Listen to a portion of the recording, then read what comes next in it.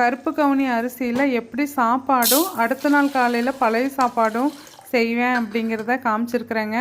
இதுக்கு நான் 3 மணி நேரம் தானேங்க நல்லா அலசிட்டு 1 கப்புக்கு 4 டம்ளர் தண்ணிங்கிற மாதிரி ஊற வச்சுருவேன். அந்த தண்ணியை ஃபஸ்ட்டு நல்லா கொதிக்க வச்சுட்டு அந்த ஊறின அரிசியை மிக்சியில் 1க்கு 2 நல்லா அரைச்சிட்டு அதில் கொஞ்சம் கொஞ்சமாக சேர்த்து நல்லா கலக்கிக்குவேனுங்க. அது கொஞ்சம் தண்ணி விட்டு அரைச்சோன்னா கலக்கிறது கொஞ்சம் ஈஸியாக இருக்கும். நான் கொஞ்சம் கெட்டியாக அரைச்சிருக்கிறேன். அது நல்லா ஒரு 3 விசில் விட்டு எடுத்தோம் அப்படிங்கும்போது ஒரு சூப்பரான சாப்பாடு ரெடி. அது மீதமான சாப்பாட்டில் பார்த்தீங்க அப்படின்னா உப்பு போட்டு தண்ணி விட்டு கையில் கொஞ்சமாக கரைச்சி அடுத்த நாள் காலையில் அப்படியே மூடி வச்சுட்டு அடுத்த நாள் காலையில் எடுத்தோம் அப்படிங்கும்போது சூப்பராக நல்லா ஃபெர்மெண்ட் ஆகி நல்லா புளிச்ச பழைய சாப்பாடு ரெடியாக இருக்கும்.